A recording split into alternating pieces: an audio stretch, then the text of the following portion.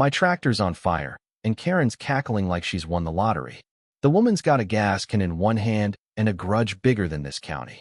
I'm Jack, the new guy in Willow Creek, and I just wanted to mow my field in peace. But Karen, queen of the HOA, doesn't take kindly to folks who skip her mandatory meetings. Last week, she slapped a fine on my mailbox for unkempt grass. I laughed it off. Big mistake. Now, my John Deere's a smoking wreck, and she's screaming about community standards while neighbors gawk from their porches. I'm not just any neighbor, though. I'm the county fire marshal, and Karen's about to learn that playing with fire gets you burned. The air's thick with diesel fumes, and my gut churns not from the loss, but from her sheer audacity. She's been terrorizing this town for years, fining old Mrs. Carter for her rose bushes, bullying Tom into painting his barn HOA-approved beige. Nobody stood up to her. Until now. Jack, you should have joined. Karen snarls, tossing the gas can into the dirt. Her perms frizzing in the heat, and her eyes gleam with triumph. This is what happens when you defy the rules. I wipe soot from my face, heart pounding. Karen, you just torch my livelihood. You think this is a game? She scoffs. You'll learn respect, or I'll make sure you're run out of town. The crowd murmurs.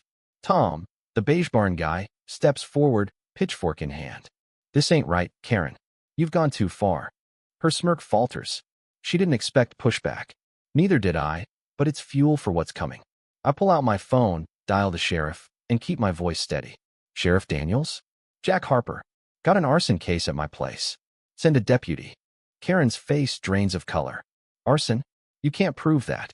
I point to the gas can, her fingerprints all over it. I'm a fire marshal, Karen. I investigate this stuff for a living. You're not as clever as you think. The crowd's buzzing now. Mrs. Carter, frail but furious, hobbles over. She threatened my roses last month. Said she'd spray him with weed killer. Tom nods. Forced me to pay for that paint. Said she'd report me for code violations if I didn't.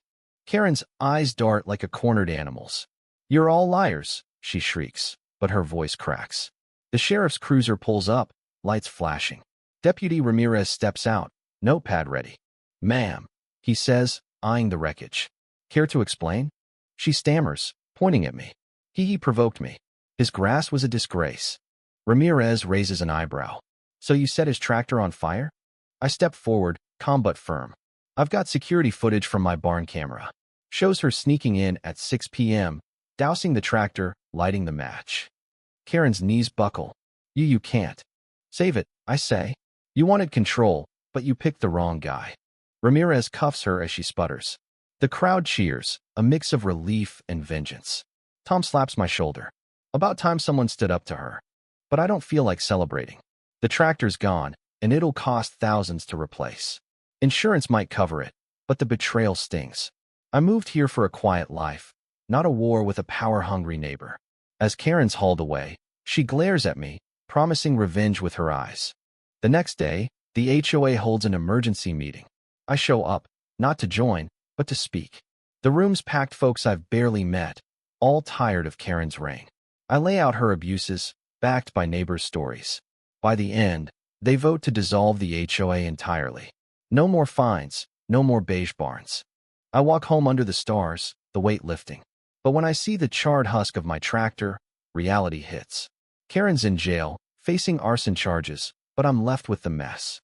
I could have joined her stupid club, avoided this. Was it worth it? Then Tom drops by with a beer. Heard you're a fire marshal, he says. Why'd you let her get this far?